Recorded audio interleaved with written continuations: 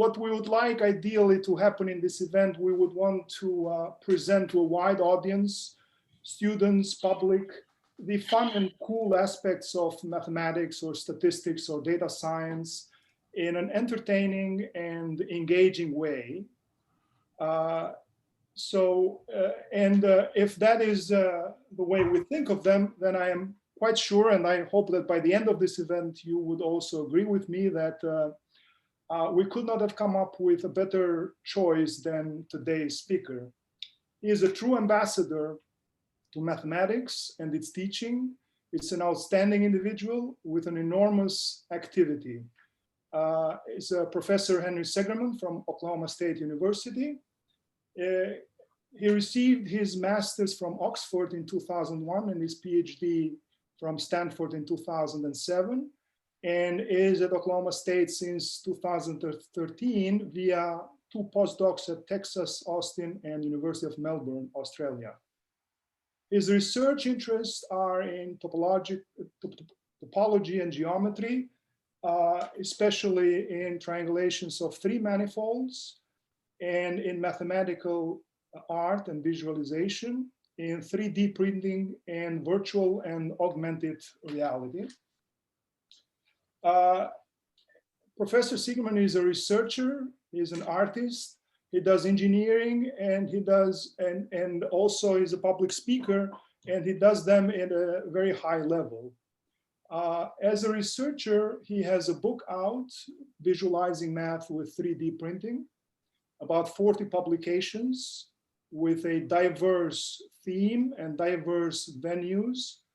He has organized conferences and received grants and fellowships and awards. He has written many of the codes for triangulating, for 3D printing, and for virtual and augmented reality. And he is a very highly sought public speaker. As I was scouring the web and his CV, I noticed about 6 well-prepared, polished and crafted talks for public speaking. So ours is one, Artistic Math, Truth and Beauty. He has given that about 25 times in the past 2 years at a very diverse set of institutions.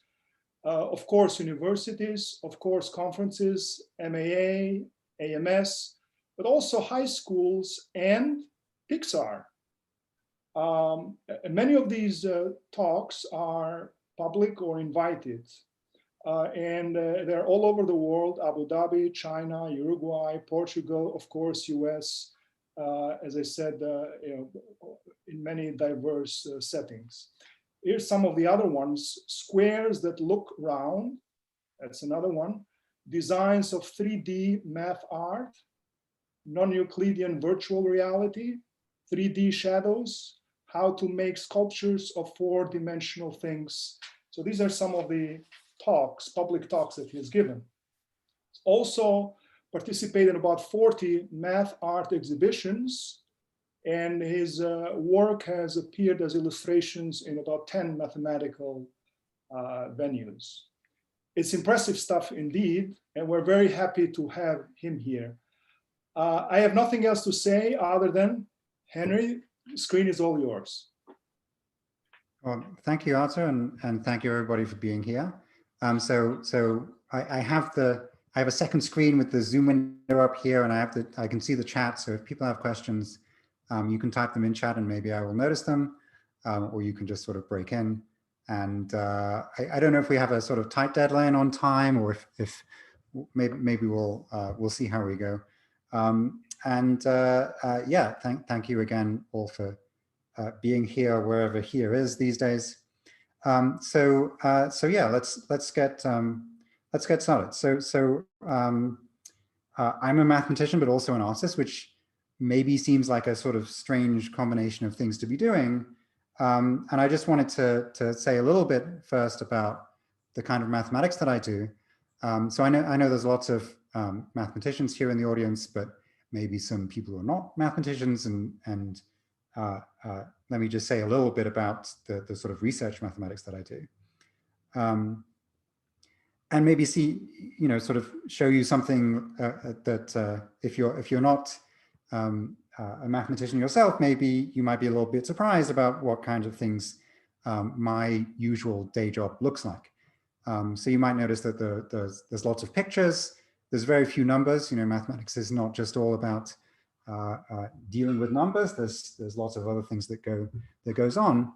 And sort of getting back to the question of the connection with art, you might think that this is some sort of way in which mathematics and art might connect. There can be pictures in both of them.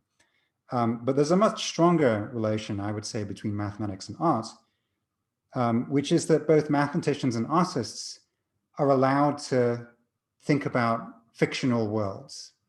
So, so unlike, say, an engineer or a scientist, an engineer or a scientist has to think about things that have some relation to reality. You have to be able to perform experiments, and you have to build something that works in the real world. Whereas mathematicians and artists both have the freedom to just set up imagine what the rules might be and see what the consequences are. And maybe you come back from the wilderness with something that's actually useful to the real world. Maybe you don't, and it's just not such a big deal. So, so what I'm going to do is sort of talk about my work in visualization and art, and the occasional time in which the visual mathematics or the artistic mathematics comes back with something that might be an application that might be sort of useful or potentially useful in the real world. And this is a good sort of example to sort of bridge the gap between my research mathematics and the sort of visualization artwork. So this is a 3D print.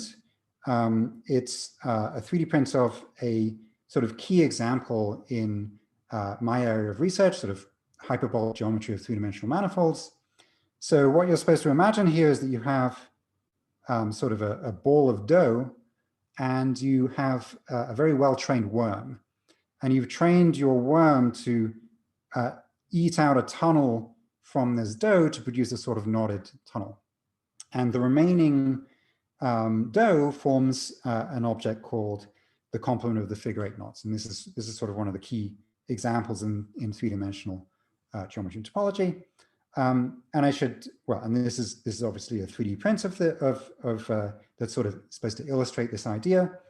And I should mention lots and lots of my work is joint work with other people. I won't always mention the names, but I'll always put the appropriate credit down here. So I'm going to talk for quite some time about 3D printing, and then I'll move on to some other media and sort of explore the kinds of things that we can do that.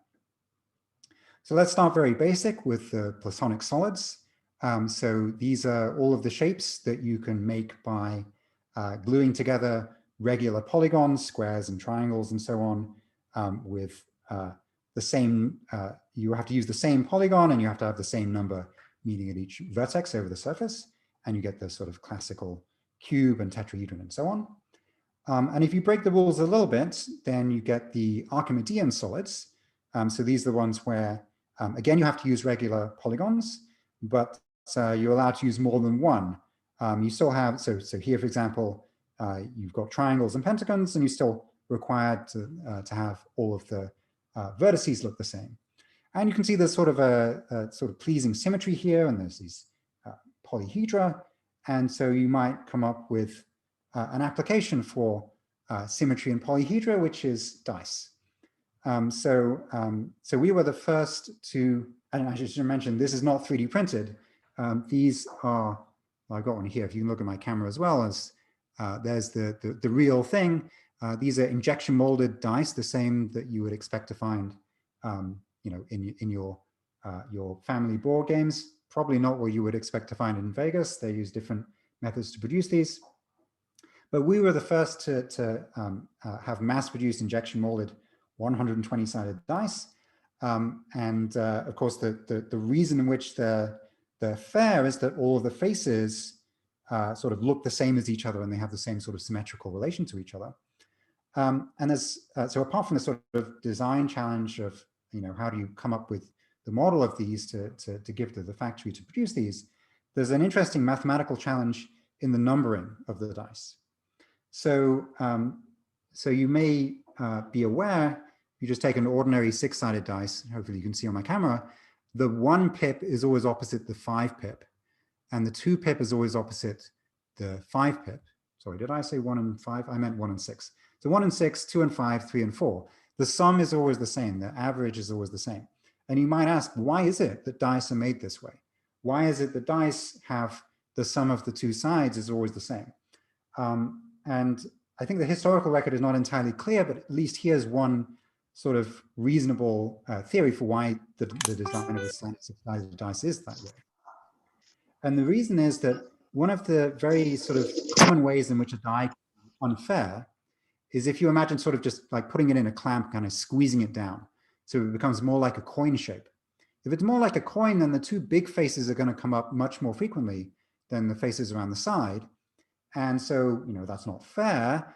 But if you had sort of 5 opposite 6 and it was squeezed in that way, then 5 and 6 would come up very often, and the die would roll high very often.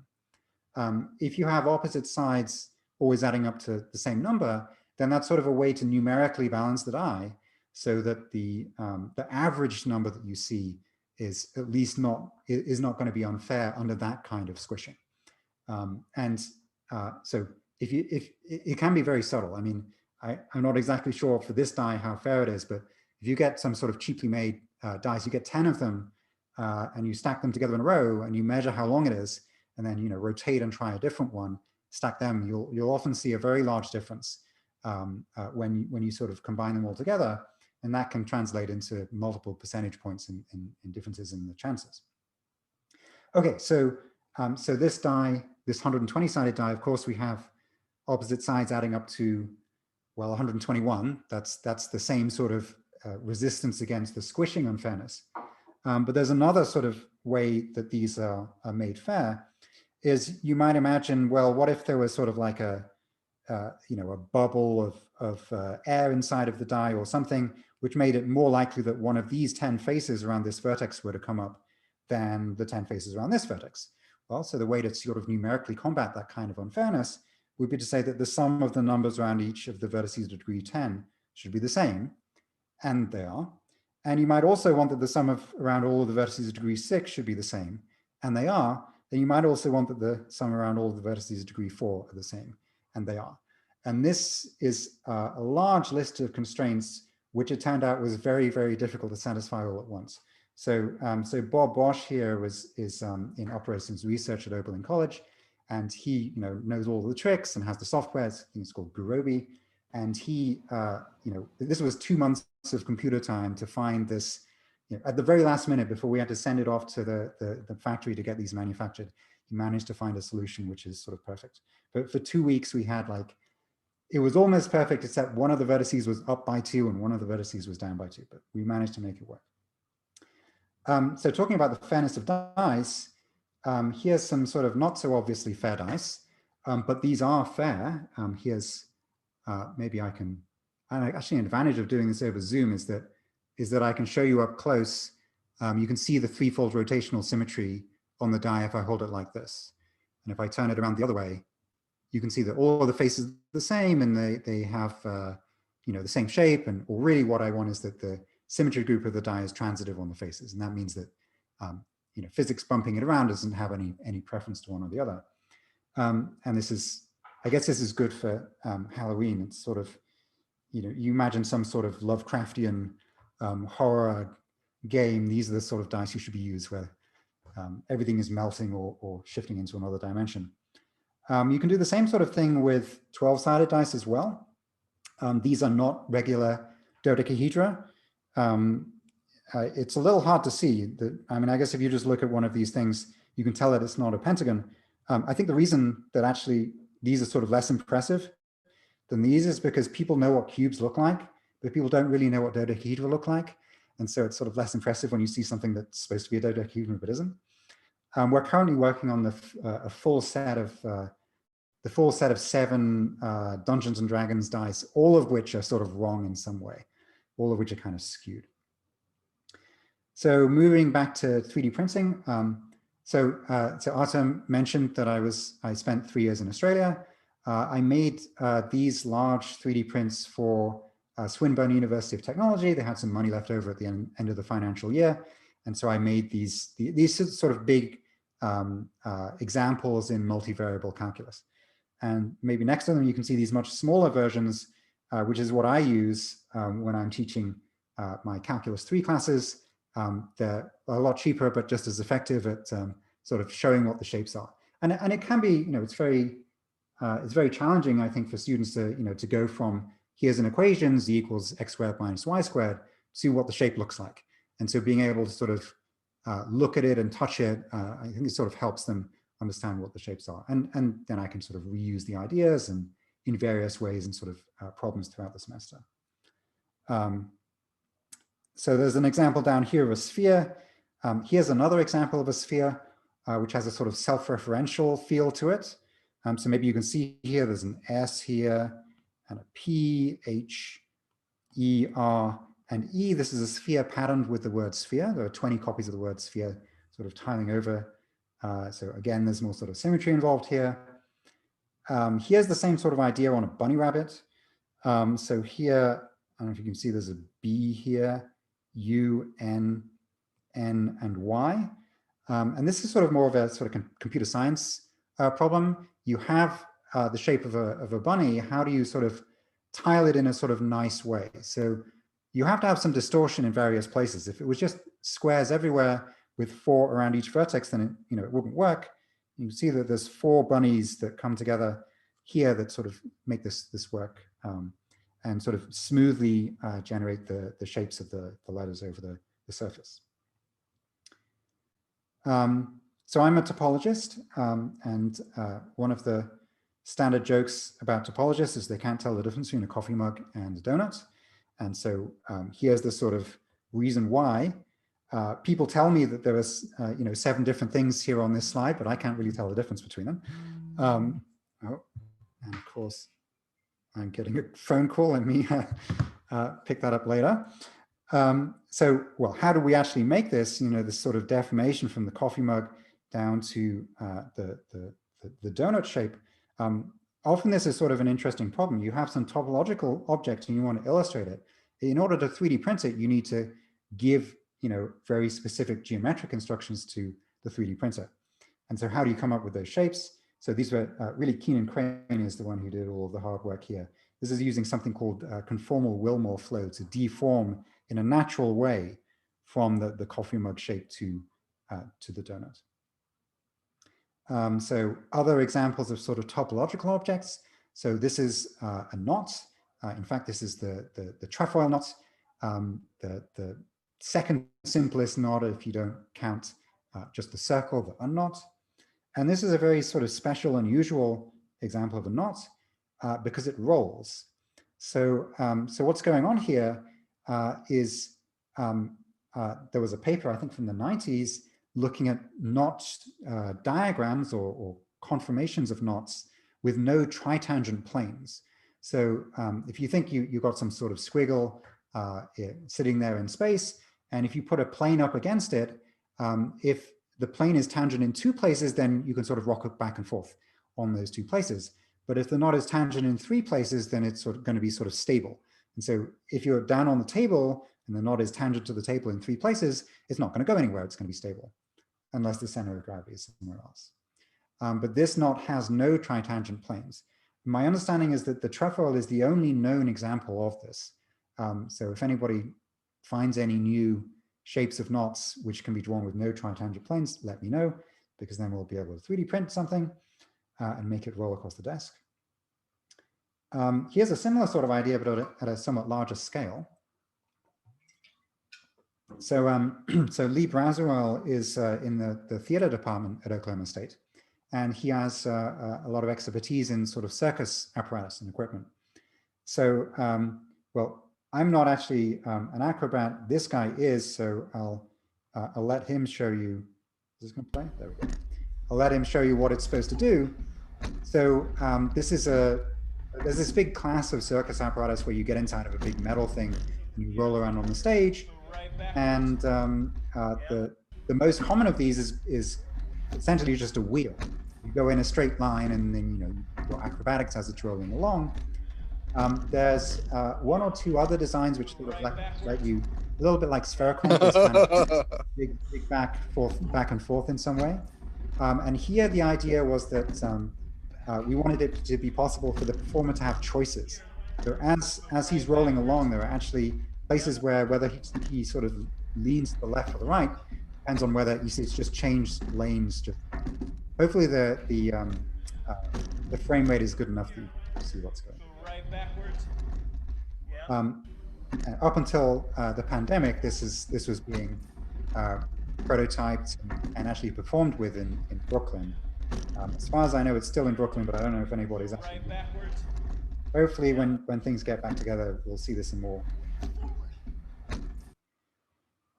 So one of the nice things about sort of working in, so I'm going to be down on sort of computer animation for a little while until I get back up on computer animation later in the talk.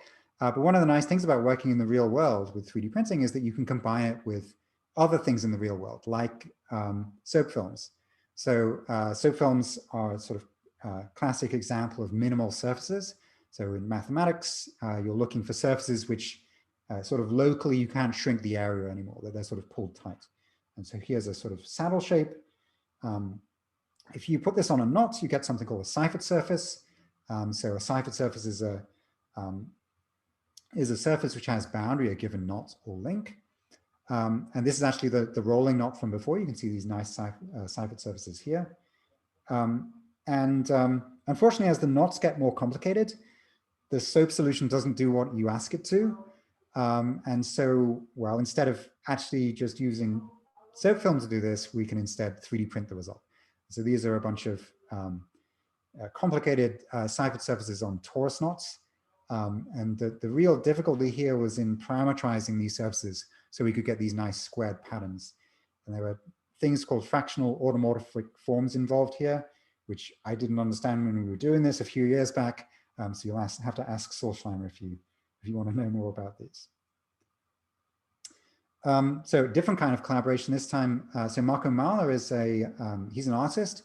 He's usually building mobiles, sort of big metal mobiles that go in hotel lobbies and corporate headquarters and so on. And we had a collaboration to design 3D printed mobiles.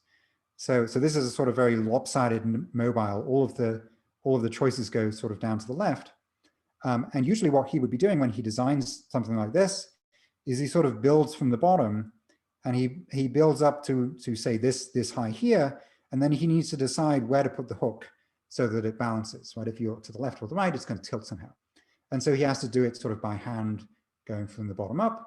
And on computer, of course, you can design up to here and ask the computer to find the center of mass and then decide where to put the hook and sort of do it automatically. There's an aside for the mathematicians who have been teaching calculus 2 recently. There's this, the fun problem with the stack of dominoes and how far over can you push them before they fall over, and you're summing up the harmonic series. This is the same problem, but upside down. And so something I thought about for a while without success, if I have a mobile, it's not a stack of dominoes, I'm allowed to sort of make them thicker and heavier and change the lengths of them. Can I sort of get an improbably long mobile that sort of snakes out into the distance without using, well, the harmonic series does not converge, but it takes a long time, right? It'd be nice to do that more quickly, but I couldn't figure out how to do it. So here's some more sort of balanced mobiles, but I guess there's a more sort of computer science connection here. This is a binary tree, a ternary tree, and a quaternary tree. If you look at the ternary tree from below, you see this fractal, the Sierpinski triangle. And so sort of moving on to fractals, fractals are a little difficult to do in the real world because the real world is made out of atoms. And atoms don't really behave when you want to have infinite amounts of detail. But for this next fractal, I need to sort of build up to it. So we're going to start with just a straight line, and then I'm going to sort of do an operation to it. I'm going to sort of put a zigzag in that straight line. And I've smoothed it off a little bit here, but you want to think of this as just sort of sharp corners, zigzag like this. And you do the same thing again. So that straight line you turned into this zigzag, and then this straight line you turn into this zigzag, and so on and so forth. And you get this very, very sort of squiggly space filling curve. And usually when people introduce this, they'll show a sort of animation like what I've just shown you here. And here's an alternative way to think about this. We swap the time axis for space, and we sort of interpolate between them, and you get this very sort of increasingly squiggly, frilly surface like this. And so here's a 3D print of this. This was an art exhibition at the Stony Brook University, and we have this mirror underneath, so you can see the sort of the folds as well as the squiggly surface as well. Here's a few examples with different sort of space filling curves. This is maybe the most famous of these, the Hilbert space filling curve, and this is the Sierpinski arrowhead curve and the dragon curve. And one of the interesting things, whenever you sort of put something out into the world, people can sort of take it and interpret it maybe not the way that you intended, and come away with a different impression. So what am I doing in making these sort of things? I mean, one of the major goals is just, here's this sort of abstract mathematical thing. Can I translate it into something that's more accessible and more understandable to people who don't necessarily have a PhD in math? And then somebody says, oh, this thing here, it makes me think of a skyscraper that went for a walk. It's somehow just sort of sprawling out over the sidewalk and coming to get you. So other things that sort of provoke a reaction, which isn't exactly what I intended necessarily. So this is a sculpture called More Fun Than a Hypercube of Monkeys. And I'll tell you more about the mathematics in a second. I mean, it's a sort of showing a particular kind of symmetry that only really exists in 4 dimensions. But often people get kind of weirded out by it's sort of a Dali-esque thing where the monkeys are kind of distorted by the way that the sculpture is made. But if that doesn't weird you out enough, here's More Fun Than a 24 Cell of Monkeys. That's a different 4-dimensional version of the Platonic or sort of 4-dimensional Platonic solid. And here's More Fun Than 120 Cell of Monkeys. And there is a online virtual reality version of this. So if you go to monkeys.hypernon.com, which actually I'm going to go to right now, you can see the animated real-time version of this. So this is the first one. There are 4 monkeys here in a ring, and there's another 4 monkeys in another ring, which is sort of going through it and sort of going up to infinity. So there's occasionally you get a visitation from the monkey god. And so what's going on here is that, so this is illustrating a kind of symmetry of the hypercube. So every few seconds, this monkey is becoming this monkey, is becoming this monkey, and it's showing a way in which this sculpture is symmetric. And if you press different number keys, then you get other versions of this. So this is the 24 cell version. You get these 4 rings of 6 monkeys. It turns out that the 24 cell is self-dual, so you can fit another 24 monkeys in the gaps left between the first set of 24 monkeys. And here, when it loads, is the More Fun Than 120 Cell of Monkeys. The 3D print actually only has 75 monkeys because it just got too big. I couldn't fit it all in our space at the same time. The virtual version actually has all of them. Okay. So yes, if you're bored by the rest of the talk, you can play around with monkeys.hypernon.com. So I wanted to say something about, what makes a good visualization? What sort of makes something effective? And I'm going to do this by an example and sort of talk about what I think is maybe one of my more effective visualizations. Is this 3D printed sphere that illustrates something called stereographic projection. So, well, first of all, what is stereographic projection? So stereographic projection, let me go to this sort of still image of it. Stereographic projection is a map from the sphere to the plane.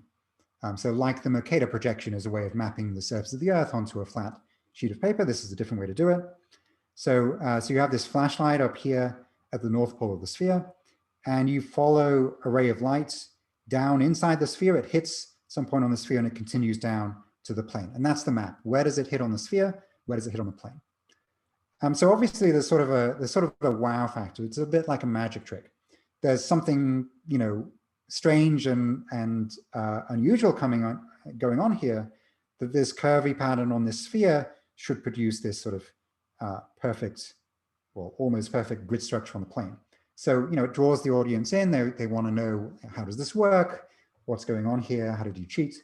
Of course, there is no cheat, right? This is one of the things that I think, if you could just render a picture of this, but nobody would believe you, right?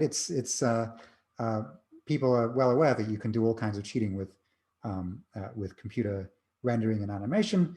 But this, if I were to show you this in real life, it's just a hunk of plastic and a flashlight, and so people think they understand these things, and so there really is something going on here, and so it's sort of more effective that way. I guess other features of this, there is a simple-ish formula for how stereographic projection works, but you don't need to know the formula to understand what's going on. The picture is enough. Of course, the mathematics is correct. And so, yeah, and right, the physicality of it means that it's sort of clear that there's no way to cheat. And I think in a sort of general principle of when should you use one medium versus another medium is, well, you use the best medium for the job, and often that's, if you can do it in a physical real world thing, then do it that way, because it's more effective when it's made of things that people understand. Last thing I should say about this example, the hand here is purely decorative. So this photo was not so easy to come up with. It turns out that if you move the flashlight just a little bit, the shadow changes is very sensitive to movement of the flashlight. And so what's actually going on here is that there's a metal rod going up above this, and this flashlight is taped to the rod, and there's a cross beam across the top, and there's a clamp stand either side. And so the flashlight is held at exactly the right position, and the hand is just there sort of trying not to move it, trying not to move the flashlight. And it's only there in order to sort of try and convince you that this is a real photograph. So sort of part of the problem of the sort of accuracy of modern 3D printing is that without the hand there, it looks like it could be computer generated. And so the hand is there to try and convince you that it's real. There's many other designs you can do. I mean, pretty much any stencil you want, you can make a design which does this. These are some designs which illustrate different models of the hyperbolic plane. People are familiar with this. This is the Poincare disk model, the Klein model, and the upper half plane model. And these are all made by casting different shadows from the same hemisphere. And we use these ideas. This was back in 2017. We ran an exhibition in Edinburgh, which is sort of built around these sort of ideas of projection. So this is like a 4-meter tall version of the grid. This globe you could actually pick up and rotate, and sort of put your favorite country in the middle. We're striving for all kinds of different interactive versions of these exhibits. So different sorts of tilings, and you could sort of move the light in various ways to show different effects. And the finale was this 3D printed zoetrope. So if people aren't familiar with what a zoetrope is, so this is sort of the earliest form of movies. So you have a sort of cylinder, and you've cut vertical slits out of the cylinder, and you spin the cylinder around, and you look through the slits onto the inside wall of the cylinder, and you see various pictures that are drawn in there. And the slits are set up in such a way that you only see each image sort of, it doesn't blur. You get this sort of shutter effect that you do on a film projector, which makes you see an animation. Here, this is done a slightly different way, a bit more high tech. There were 30 3D printed objects here, and there were strobes, and there's a sort of timing mechanism to make sure that the strobe goes off at the right time. And so this is animating this sort of, it's another rotation in 4-dimensional space. This is sort of closely related to the monkeys from before. So yeah, this is sort of showing this rotation. And of course, the 3D printed plastic is not really doing this. This is an illusion, this sort of illusion of the zoetrope. But now I'm going to move from something that looks like it's moving but actually isn't, to something that looks like it should move but actually can't. So once you start sort of seeing these things around, you sort of keep seeing them. But if you haven't seen this before, so let's do over on the left first. So I grew up in Manchester, England, and this is a advertisement on a bus shelter. And I think the idea here was that there was sort of 3 different transportation systems that were going to come together and make the city, work smoothly or something like this. And if you start thinking about this, you'll realize that there's a problem. So, so if gear 1 is rotating this way, then because of the way gears work, that means that gear 2 has to rotate this way. And then there's no way for gear 3 to sort of consistently rotate with those 2. So it doesn't move at all. And over here, the teachers, the students, the parents come together, and no movement is possible, no progress, give up all hope. But there's a challenge here. And the challenge is, suppose you have 3 gears, which each pair of them is meshing together. Can you arrange them so that they can move? And in the plane, the answer is no. But if you come out of the plane to something like this, the answer is yes. So there's, let me just describe what's going on, and then I'll show you an animation, or actually a movie. So there are 3 rings, and the 3 rings sort of all link each other. And here's a sort of motorized version of this. This has an extra axle that powers it, and you can see this 3 rings sort of rotating around. And so there's a lot of complicated engineering in how to make this work. Much later, we found sort of simpler versions, so ways to make this work. This is sort of a linear version, so rather than rotation, we've got translation of these 3 axes, or these are racks rather than gears. Here's a version with 4 gears with a sort of tetrahedral symmetry going on here. And the current record is 5. So these 5 things all mesh into each other, and they all are able to move. And I guess this is another sort of nice thing about working with real world rather than just animations or computer animations. It's very different from showing something moving around on screen to here's an actual physical mechanism which actually does work. And there's sort of there's more of a it's more clearly real. Well, obviously because it's real. So more mechanisms. So this mechanism sort of illustrates I guess what you would say the correct geometry on a torus. So the sort of donut shape of the torus is the way that it's embedded in 3-dimensional space is not very symmetric. The outside sort of has positive curvature. The inside of a donut has negative curvature. Really, the curvature on a torus should be 0. It should be flat as the Euclidean plane is. And so this sort of origami style model shows that. Here's this torus, and it unfolds out onto the plane, just flat Euclidean plane. Here's sort of the reverse object, which is a surface with negative curvature. This is sort of a physical model of the hyperbolic plane. So it doesn't lay flat on the table. It likes to wrinkle. It likes to sort of hang in saddles. It's a lot of fun to play with this. This is one of my favorites to just as the sort of tactile experience. Yeah, it's hyperbolic lace.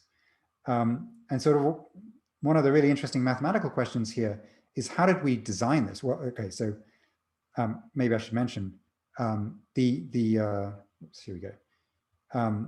So the joints here are printed in place. I did not take 300 tiny little triangles and somehow hinge them all together. It came out of the 3D printer looking like this. And what this means is that I had to arrange it in the 3D printer to print somehow. So there's a real question here. How did I do that? Or how did we do that? And so what we do is we start with the geometry sort of arranged in the Poincare disk model almost on the plane. And so what this does for us is that the combinatorics is correct. It's not crashing into itself. The only thing that's wrong is that on the outer edge, the triangles are too small in comparison to or the edge lengths are too small in comparison to in the middle. So then we sort of attach springs to everything and shake, and eventually the thing converges and you get this, configuration at the end. All of the edges are the correct length, and then some more scripting, more little bits of programming sort of allows us to put these triangles which were sort of handmade and have the hinge geometry to make it work. And it's still actually an open question, how far out can you go? This is like, if you start in the middle and you take steps out, it's like 1, 2, 3, I want to say this is 4 or 5 triangles in radius. It's an open question. How many of those can you do in 3-dimensional space? So, the radius of the ball that you're putting things inside of is going to go up as a sort of cube of the, the volume of the ball goes up as the cube of the radius, but the number of triangles goes up exponentially. So you might think that you might run into trouble if you keep doing this. But there's no known bound if your triangles are just 2-dimensional. So more sort of mechanisms puzzles. This is a puzzle based on the geometry of the 120 cell, another of the 4-dimensional platonic solids. This is an auxetic mechanism. So if you've seen the Hoverman sphere, the sphere that you sort of pull on and it gets much bigger, this is sort of similar idea, sort of expanding mechanism. But this one, we wanted to be able to have something that sort of tiles 3-dimensional space. The Hoverman sphere and the previous slide that I showed, the mechanism is essentially working over this sphere. This one, the mechanism could, tile 3-dimensional space. And the geometry here is the same as the crystal structure of diamond. So the carbon atoms in the diamond lattice structure. So other sort of mechanisms, other kind of auxetic things. This is a model of Buckminster Fuller's jitterbug. Buckminster Fuller is also well known for the geodesic domes and many other sort of cool things in kind of architectural geometry. Our addition here was these sort of gears, and they sort of help stabilize the mechanism. They make it much smoother. The gears, it turns out, are not actually necessary for this thing to have 1 degree of freedom, but this makes it move much more smoothly. This one sort of starts in its smallest configuration as an octahedron, and then it sort of expands to a cube octahedron. This one is what happens if you start with a cube octahedron and expand it even further. And there's some sort of complicated engineering involved in the gears here. The 2 gears are not the same. They don't rotate at the same rate. In fact, the relative velocity of the gears changes over the motion of this of the mechanism. So there's sort of difficulty in coming up with the gear shapes. And more things to do with gears. So these 2 gears are held together even though there's no axles, there's no frame. And sort of, well, here's another version which sort of proves this. There's nothing holding these together somehow. There's no sort of secret extra frame that they're bolted onto, but they hold onto each other even so. And sort of an application of this is this strange mechanism, which it's these 3 gears that hold together, even though they sort of swap over which one's in the middle. So they're always connected together. There's no way to get them apart. And yet you can just change around which one is connecting the other 2 together. And very recent project, this one is a little difficult to show on, well, or maybe I should just say I don't have a good video. So maybe I can show on the camera. So maybe you're familiar with the sort of classic 15 puzzle where you have a grid of 4x4 grid and you have tiles that you can slide around and change the order of the pieces. And on the classic version of this, the sort of classic problem is that the 15 and the 14 are in the wrong places. And you have to somehow try and rearrange the tiles to get them to be in the correct places. And it turns out this is impossible because the group theory doesn't allow it. But if you wrap it around a cylinder and add this extra connection between tile 16 and tile 1, then it becomes possible again. And so this is a solvable version of that puzzle. Okay, so I've shown you a whole bunch of things, but as any educator will tell you, seeing something being done is a poor substitute for doing it yourself. So when we don't have COVID, I run a course at Oklahoma State, which is sort of 3D printing for math majors. So we have a 3D printing lab in the math department, and they learn how to use the 3D printers and how to use the design software. These are projects from, I think, week 4 of the semester. And the homework assignment is find some interesting parametric curve in space and 3D print it. And so they got into all kinds of interesting trouble. These are some of their projects. It's a project-based course. So fractals and polyhedra. This is to do with phyllotaxis, the sort of geometry of pine cones and sunflowers and so on. So lots of very interesting projects. This is from the last time I ran the course. This is a really beautiful illustration of Fourier series. So, you know, up at the top, you've just got the constant one, and then as you go down, we sort of morph between Fourier series or approximations of Fourier series with more and more terms. So there's the sawtooth wave and the square tooth wave, and you can see all, you know, you can see all of the, whatever this little extra jump is called. Somebody I'm sure knows what it's called. I've forgotten. And this is just a great quote from George Hart: "The more math you know, the more stuff you can make," which is absolutely true. So, so I'm going to say a little bit in the last, I guess I've maybe got 20 minutes or so. Gibbs phenomenon, thank you.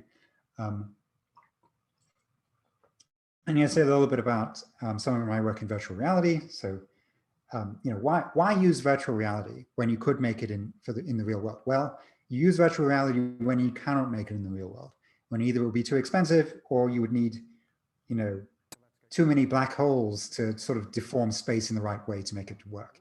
So this is a virtual reality simulation of three-dimensional hyperbolic space. So we've seen a few things with two-dimensional hyperbolic space. This is three-dimensional hyperbolic space, and you can sort of see a map down here of where I am.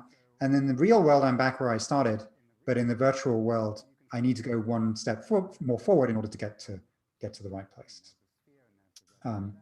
So this was a project with an undergraduate student and somebody else I know in math art who's actually works in industry.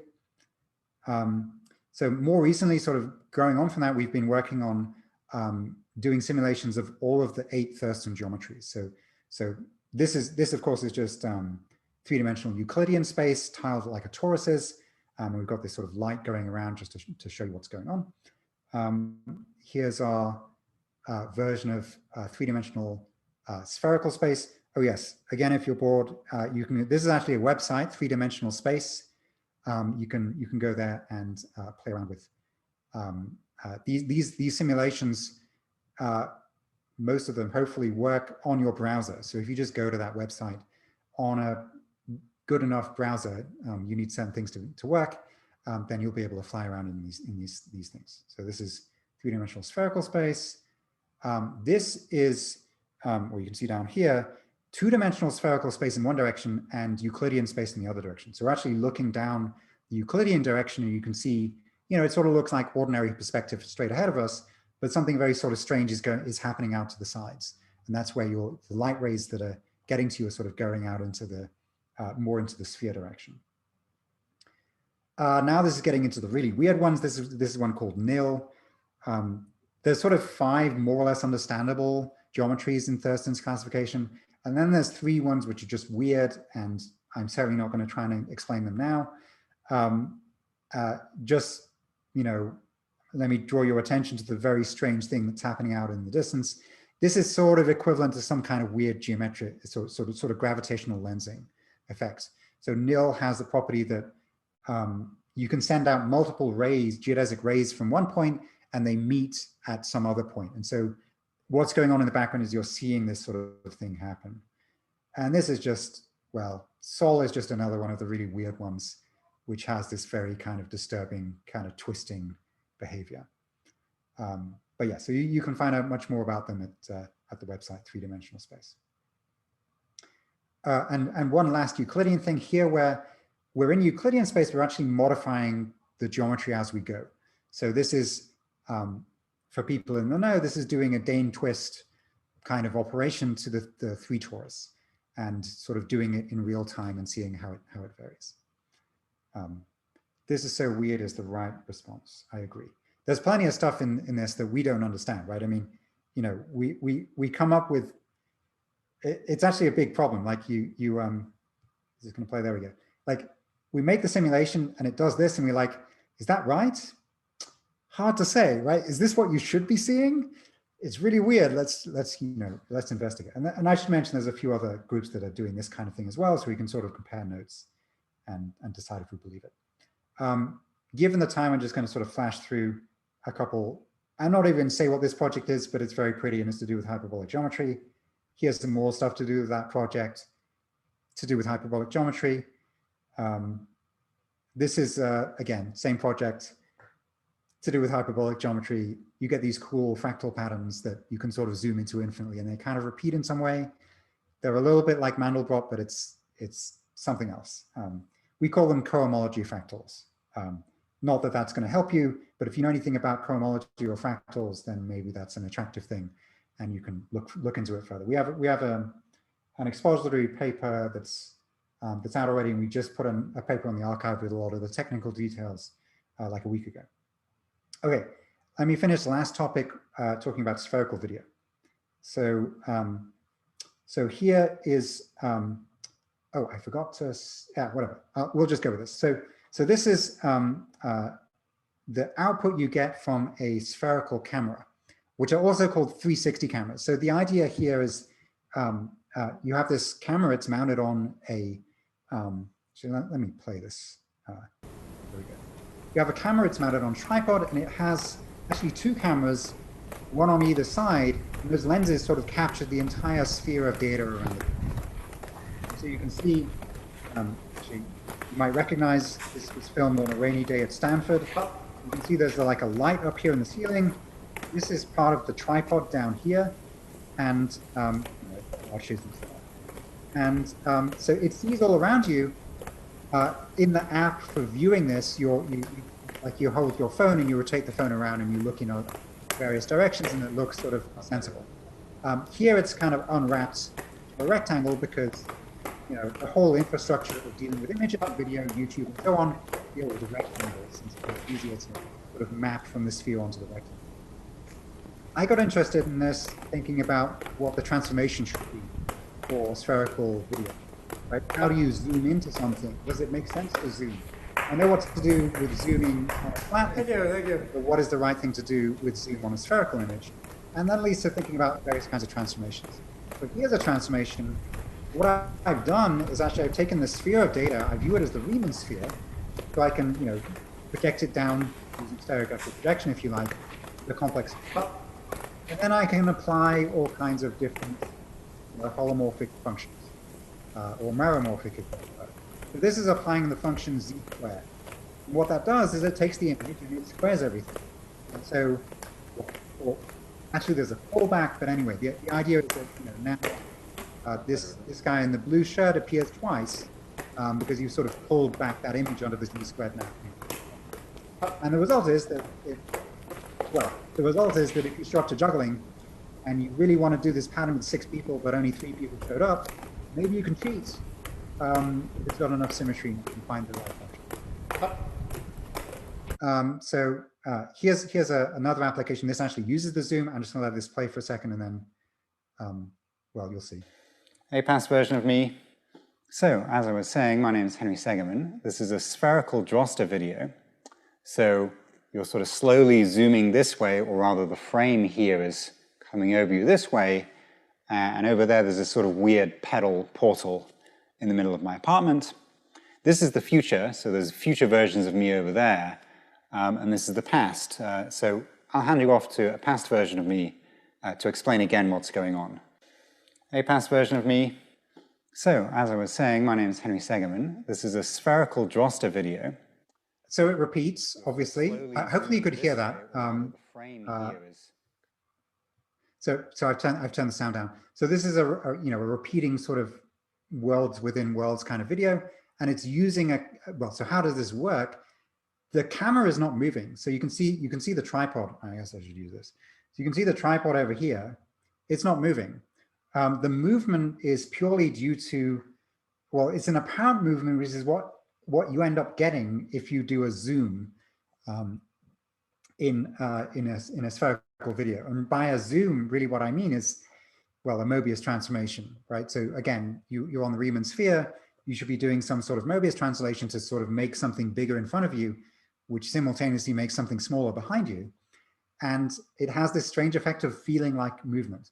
And so then I did some, green screen trickery to do this. So the window of my my apartment I green screened out so that you could put another copy of the whole space in there. Okay. Last thing I want to show you. I'm just going to let this play. This was a project joint with Vi Hart, who you may know from YouTube. This is about 4 minutes long. I'm going to let it play through, and then I'll say a little bit at the end about what's going on.